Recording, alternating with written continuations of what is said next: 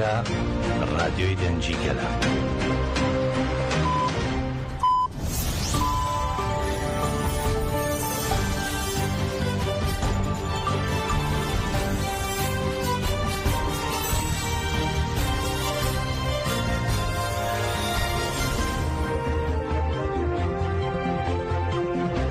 کاتتان باش بیسەرانی هێزە لە ڕادیۆ دەنگی گەلەوە با یارمەتی هاوکارانم گەشتی هەواڵەکانی ئەمڕۆ سێشەممە 12 ئابی 2025 پێشکەش دەکەین.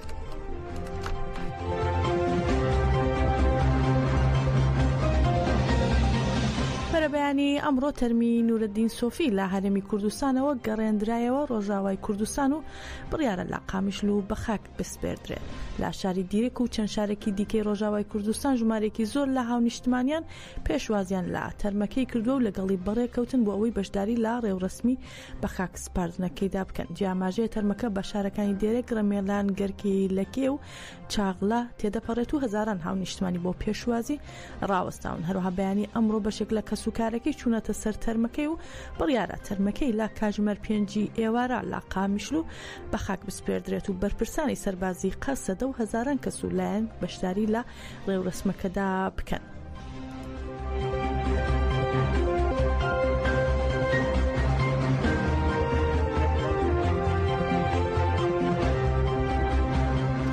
فەرماندەی گشتی یەکینەکانی پاراستنی گەل یەپەگە لە ڕاگەیاندراوێکدا یادی فەرماندە نورەدین سۆفی کردەوە کە پێشەنگی شۆڕشی ڕۆژاوای کوردستان بووە. یەپەگە باوردی ئاماژەی باژیان و تێکۆشانی شەهید نورەدین سۆفی کردووە و ڕاشیگەیان سەرەتای شۆڕشی ڕۆژاوە لە 19 تەمووزی 2012 بە توانە و لێهاتووی خۆیەوە پەرەیدا بە هێزی پاراستن و خۆبەڕێوەبەری. ئەو شۆڕشە لە سای هەزاران شەهیدی قارەمانەوە سەرکەوت. بێگومان نورەدین سۆفی یەکێک لە پێشەنگەکانی شۆڕشەکەیە.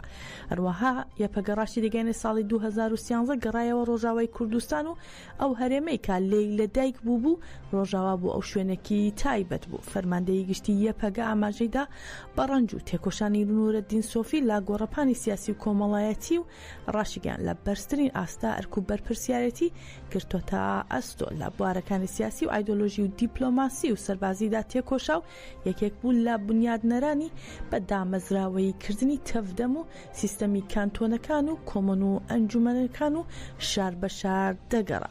هەروەها یەپەگە ڕاشی دەگەێنێ بە شێوەی کەسی هەوڵی چارەسەری دەدا بۆ هەموو پرسەکان و لەگەڵ مناڵان مناڵ بوو لەگەڵ گەورە ساڵانیش گەورە بوو. خاوەن ڕۆڵێکی گرنگی هەبوو لە دامەزراندنی ئەنجومەنی سووریای دیموکراتیک مەسەدە و ئیدارەی خۆسەر. ئەگەر ئەمڕۆ ئیدارەی خۆسەر وەک مۆدێلێکی بنەڕەتی لە سەرتاسەری سووریادا هەیە ئەوە بەرهەمی هەوڵ و تێکۆشانی شەهید نورەدین سۆفیە.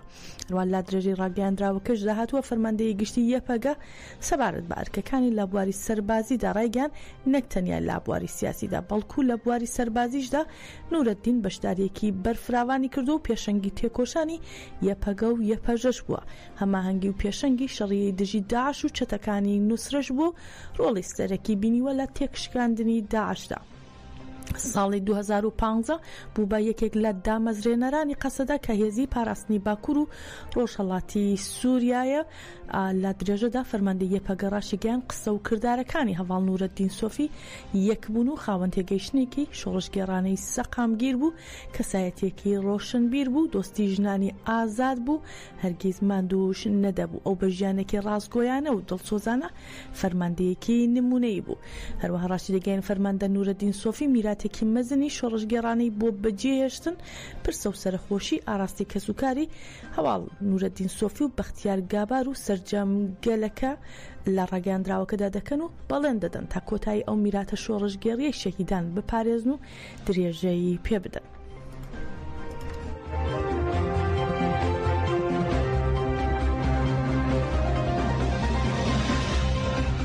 ئەنجومەنی بنەماڵی شەهیدانی گەڕەکەکانی شێخ مەقسوود و ئەشرەفیەی شاری حەلەب لە گۆڕستانی شەهیدانی گەڕەکەکانی شێخ مەقسوود و ئەشرەفیە مەراسمێکی غیابیان بۆ شەهیدانی هەپەگە نورەدین سۆفی و کۆچەر ئۆرفا و تێکۆشەر بەختیار گابار ڕێخست. لە مەراسیمەکەدا بەڕێوەبەری ئەنجومەنی گشتی هەردوو گەڕەکەکە ئیبراهیم حوسێن و بەڕێوەبەری هێزەکانی ئاسایشی ناوخۆی حەلەب محمود ماردینلی دەربارەی تێکۆشانی هەرسێ شەهیدەکە قسەی کرد و بەڵێنیدا بۆ درێژە پێدان بە ڕێگەی شەهیدان.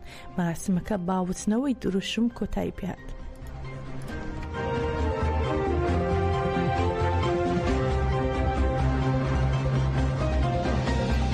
هێزەکانی سووریای دیموکراتیک قەسەدە دەربارەی جموجۆڵی هێزەکانی حکوومەتی کاتی دیمەشق لە دەوروبەری شارۆچکەی دەیر حافر و گەڕەکەکانی شێخ مەخسوود و ئەشرەفیە لە ڕاگەیاندراوێکدا هۆشداریدا و دووپاتیشی کردەوە ئەگەر جموجۆڵی هێزەکان بەردەوام بێت ئەوە وەڵامیان دەبێت.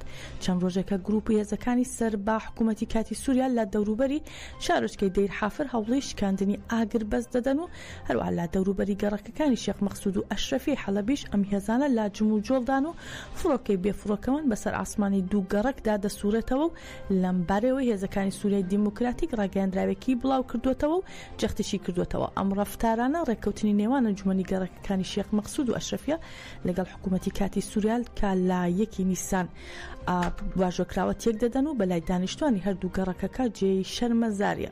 قەسەدە بانگەوازی لە حکوومەتی کاتی سووریا دەکات ئەو گروپانە کۆنترۆل بکات و ڕێگری بکات لە هەوڵەکانی تێکدانی ڕێککەوتنەکان و دووپاتیشی دەکاتەوە ئەگەر ئەم جموجۆڵانە بەردەوام بن هێزەکانی قەسەدە لە چوارچێوەی پاراستنی ڕاوادا وەڵام دەدەنەوە.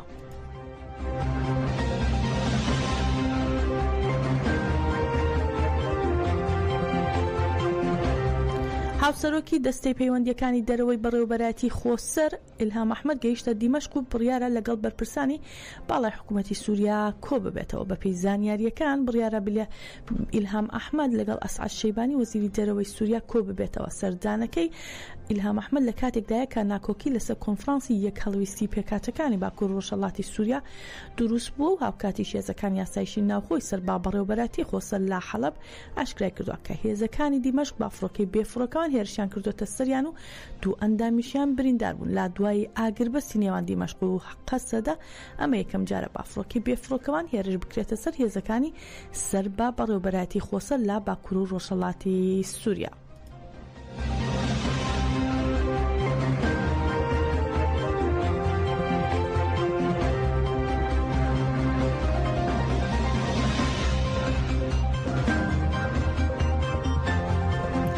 تەرمی گەریلای هەپەگە خەباتگۆیی بە ناوی فەرهاد تۆنج کە لە ساڵی 2017 لە هەرێمی هەرکۆڵ شەهید بوو دوای 8 ساڵ لە دەی ئاب لە ڕۆژی یەکشەمە لە ناوچەی جەزیرەی شەرناق لە جێگەماڕەوەی پۆلیسدا بە خاک سپێردرا. پۆلیس بۆ ڕێگریکردن لە ئەنجامدانی مەراسم یادکردنەوەی شەهید خەبات هەموو هۆڵەکانی پرسە و مزگەوتەکانی لاگەڕەکی نووری جەزیرە گەمارۆدا و ڕێگریان لە خەڵکەکە کرد بڕۆنە مزگەوتەکان. ڕوا لە کاتی مەراسمی بە خاک سپاردنەکەدا سەروە تونج برای شەهید فەرهاد تونج دەست بەسەر کرا. چاوەڕوان دەکرێت بنەماڵی شەهید با پێشەنگایەتی مەبیادەر مەراسمی یادکردنەوە ئەنجام بدە.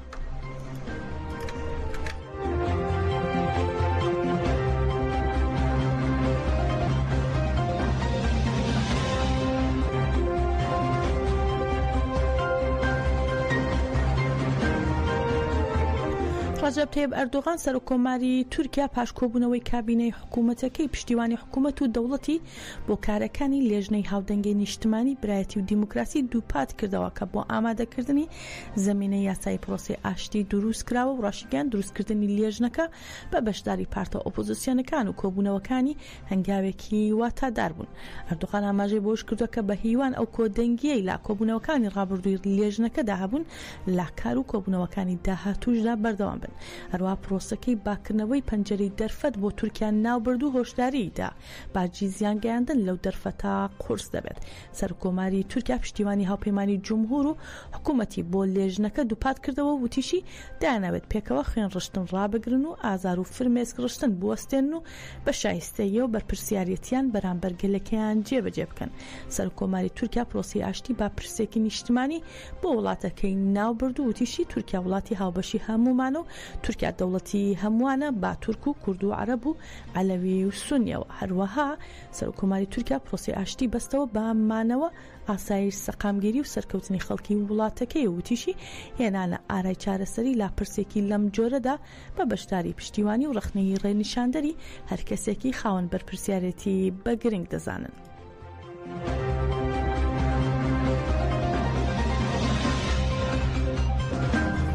هەر بۆ ئەو کۆمسیۆنەی کە بەم دوایە لە پەرلەمانی تورکیا پێکهێنراوە دەم پارتی و جەهەپە و ئاکەپە ناوی ئەندامەکانیان بۆ کۆمسیۆنەکە ڕادەستی سەرۆکایەتی پەرلەمان کرد بۆ پڕکردنەوەی شوێنی سێ ئەندامەکەی ئی پارتی لە کۆمسیۆنی دیموکراسی خوشکوبرایەتی و یەکگرتنی نەتەوەی پارتە سیاسیەکان ناوی ئەندامەکانی خۆیان ڕادەستی سەرۆکایەتی پەرلەمان کرد.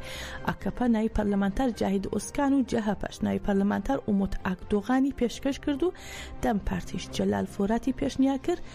بەم شێوەیە شوێنی بەتاڵی سێ ئەندامەکەی ئی پارتی پڕ دەکرێتەوە.